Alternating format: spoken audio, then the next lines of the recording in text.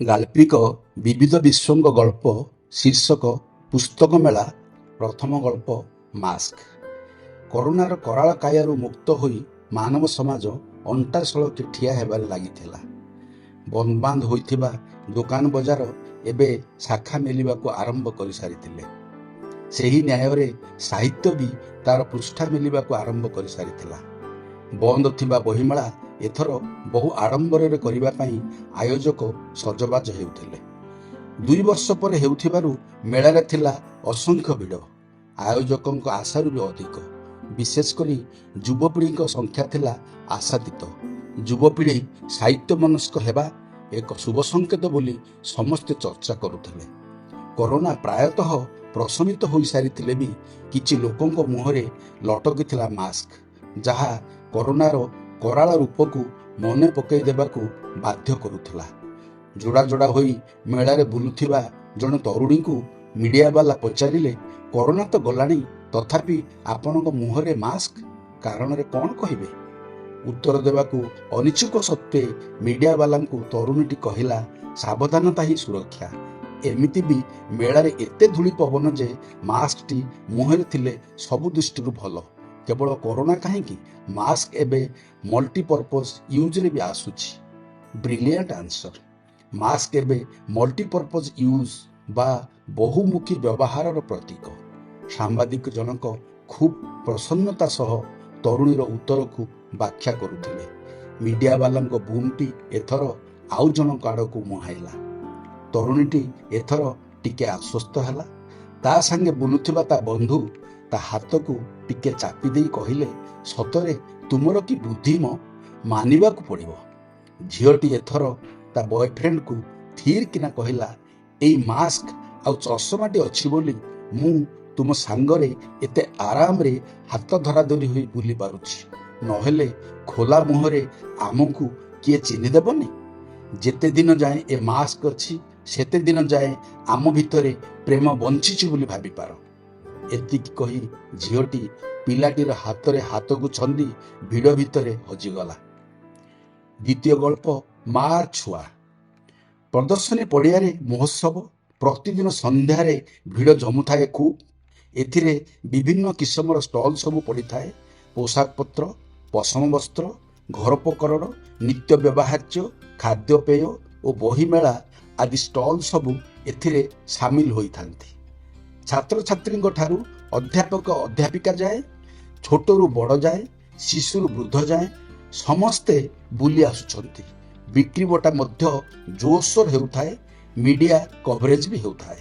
ପିଲାଟିଏ ତା ମା ସାଙ୍ଗେ ବହିମେଳା ଷ୍ଟଲ୍ ଆଡ଼କୁ ମୁହାଁଇଲା। ପିଲାଟି ଆଗେ ଆଗେ ଯାଉଥିଲା, ପଛେ ପଛେ ମା।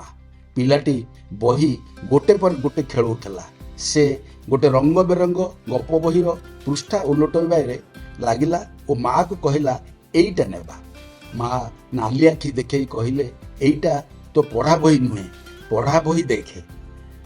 ଓଡ଼ିଆ ତ ପଢ଼ି ଜାଣୁନୁ, ଏଇ ଓଡ଼ିଆ ଗପ ବହିଟି ନେଇ କ'ଣ ଆଚାର କରିବୁ? ଆଉ ଜଣେ ମା ତା ଛୁଆ ସାଙ୍ଗେ ବୁଲୁଥିବା ବେଳେ ଛୁଆଟି ବହି ଷ୍ଟଲ୍ ଆଡ଼େ ଯିବାକୁ ଉଦ୍ୟତ ହେଲା। ମା ତା ହାତ ଭିଡ଼ି କହିଲା, ନିଜ ପାଠ ପଢ଼ାଟାକୁ ତ ଠିକ୍ ଭାବେ ସାରିପାରୁନୁ, ଆଉ ଏ ଷ୍ଟୋରି ବହି କେତେବେଳେ ପଢ଼ିବୁ? କହି ତାକୁ ଟାଣି ଟାଣି ସେ ମେଳା ବାହାରକୁ ଚାଲିଗଲେ। ତୃତୀୟ ଗଳ୍ପ ରୋଷେଇ ବହି। ଜଣେ ମହିଳା ବହି ମେଳା ମଧ୍ୟରେ ପ୍ରବେଶ କରି ଗୋଟିଏ ବହି ଦୋକାନରେ ପଚାରିଲେ, ଭାଇନା? ବହି ଦୋକାନଟି ମହିଳା ମୁହଁକୁ ଅନେଇଲେ ଆଉ ପ୍ରତ୍ୟୁତ୍ତର ଦେଲେ, କହୁନ। ମହିଳା ଜଣକ ପଚାରିଲେ, ଭାଇନା ରୋଷେଇ ବହି ଅଛି କି? ବହି ଦୋକାନୀ ଜଣେ ବଡ଼ ପୁସ୍ତକ ଭଣ୍ଡାରର ମାଲିକ। ଓଡ଼ିଆ ସାହିତ୍ୟର ବିଭିନ୍ନ ମୂଲ୍ୟବାନ ଗଳ୍ପ, କବିତା, ପ୍ରବନ୍ଧ, ଆଲୋଚନା, ସମାଲୋଚନା ପୁସ୍ତକ ତାଙ୍କ ଦୋକାନରେ ମିଳେ। ରୋଷେଇ ପୁସ୍ତକ ଶୁଣି ବହି ଦୋକାନୀ କହିଲେ, ଆମିଷ ନା ନିରାମିଷ? ମହିଳା ଜଣକ ଏଥର କହିଲେ, ନାଇଁ, ଉଭୟଟି ମିଶିକି ଥିବ, ବୋଥ କମ୍ବାଇନିଂ। ଖାଲି ରୋଷେଇ କାହିଁକି, ବଡ଼ି, ଚଟଣି, ଆଚାର ବହି ବି ମିଳେ, ଦେଖେଇବି? ଦୋକାନୀ ଟିକେ ବ୍ୟଙ୍ଗ କଲେ। ମହିଳା ଜଣକ ଟିକେ ଖୁସିରେ କହିଲେ, ଆପଣ କେମିତି ଜାଣିଲେ ମୁଁ ଏତେ ଗୁଡ଼ାଏ ଖୋଜୁଛି ବୋଲି? ଦୋକାନୀ କହିଲେ, ନାଇଁ, ହାତରେ ହଳଦୀ, ବିରି, ସୋରିଷ, ଝୁଣା ସଉଦା ଅଛି ତ, ତେଣୁ ଭାବିଲି ରୋଷେଇ ବହି ସହ ବଡ଼ି, ଚଟଣି ବହି ବି ଦରକାର ହୋଇପାରେ। ଚତୁର୍ଥ ଗଳ୍ପ ସଉଦା ତାଲିକା। ଭିଡ଼ ବଢ଼ୁଥାଏ, ବହି ଷ୍ଟଲରେ ବି ଭିଡ଼ ଜମୁଥାଏ। ଦୋକାନୀକୁ ବିଭିନ୍ନ ପ୍ରକାରର ବହି ବିଷୟରେ ପାଠକ ପଚାରୁଥାନ୍ତି। ଦୋକାନୀ ବି ଖୁସିରେ ଗଦଗଦ ହୋଇ ତାଙ୍କ ପ୍ରଶ୍ନର ଉତ୍ତର ଦେଉଥାଏ ଏବଂ ମନେ ମନେ ଭାବୁଥାଏ, ଯାହା ହେଉ ଆଜି ବେପାର ଜମିବ। ଯୁବକଟିଏ ବହିକୁ ଦେଖିଲା, ପୃଷ୍ଠା ପରେ ପୃଷ୍ଠା ଓଲଟାଇଲା, 2-4ଟା ବହି ଖେଳେଇଲା। ତାପରେ ଦୋକାନୀକୁ କହିଲା, ବହିଟି ଭଲ ଅଛି, ରଖିଥାନ୍ତୁ, ମୁଁ କାଲି ଆସୁଛି। ଏବେ କେଉଁଠି ମେଳା ସରୁଛି ଯେ? ଆଉ 3 ଦିନ ବାକି ଅଛି ପରା। ବହି ଦୋକାନୀଟି ମନେ ମନେ କହିଲେ, ବହି ମେଳା ତ ସରିବନି, ହେଲେ ବହିଟି ଯେ ସରିନଥିବ ଏକଥାର ଗ୍ୟାରେଣ୍ଟି ଦେବ କିଏ? ଆଉ ଏମିତି ବି ଠିକ୍ ବହି ପଢ଼ାଳିମାନେ କେବେ ବହିକୁ ଆସନ୍ତାକାଲିର ସଉଦା ତାଲିକାରେ ରଖନ୍ତି ନାହିଁ। ପଞ୍ଚମ ଗଳ୍ପ ବିୟୁଟି ପାର୍ଲର ବୁକ୍ସ। ଦଳେ କଲେଜ ପଢ଼ୁଆ ତରୁଣୀ ବହି ମେଳାରେ ପ୍ରବେଶ କଲେ। ବହି ଦୋକାନୀମାନେ ଖୁସିରେ ଉଛୁଳି ଉଠିଲେ। ଭାବିଲେ, ଆଜି କିଛି କବିତା ବହି ନିଶ୍ଚୟ ବିକ୍ରି ହେବ, ପ୍ରେମ ଗଳ୍ପ, ଉପନ୍ୟାସ ବିକ୍ରି ହେବ। ତରୁଣ ତରୁଣୀମାନେ ପ୍ରେମ ମନସ୍କ, ସ୍ୱପ୍ନପ୍ରବଣ, ଭାବପ୍ରବଣ। ଏମାନଙ୍କ ହାତରେ ଏ ଓଡ଼ିଆ ଭାଷା ସାହିତ୍ୟର ଭବିଷ୍ୟତ। କିଛି ସମୟ ଷ୍ଟଲରେ ବୁଲାବୁଲି କଲା ପରେ ଧୀରେ ଧୀରେ ସେମାନେ ଷ୍ଟଲ ଛାଡ଼ି ଚାଲିଯିବାକୁ ବାହାରିଲେ। ଏଠାରେ ସେମାନେ ଖୋଜୁଥିବା ବହି ନାହିଁ ବୋଲି ପରସ୍ପର କଥା ହେଲେ।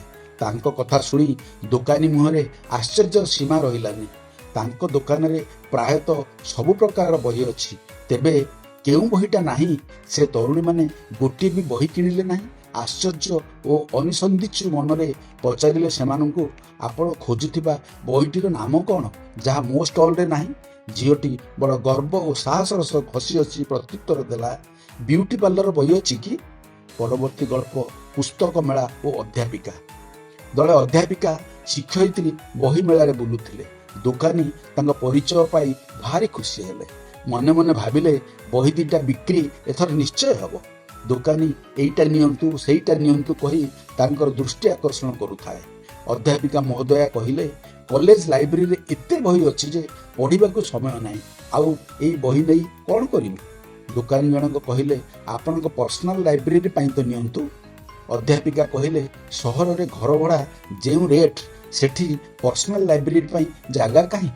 ଶେଷ ଗଳ୍ପ ଭଲ ବିକ୍ରି। ଚଳିତ ବର୍ଷ ବହି ବେପାର ମାନ୍ଦା ବୋଲି ଦୋକାନୀମାନେ ପରସ୍ପର ଭିତରେ କଥା ହେଉଥିଲେ। ଦୋକାନ ଗୁଡ଼ାକ ଖାଁ ଖାଁ ଲାଗୁଥିଲା, କିନ୍ତୁ ପୁସ୍ତକ ମେଳାର ସବୁଠୁ ଶେଷ ଦୋକାନରେ ଥିଲା ସବୁବେଳେ ଭିଡ଼। ଆୟୋଜନ କମିଟି ମଧ୍ୟ ସେ ଦୋକାନରେ ଭିଡ଼ ଦେଖି ତାଜୁବ।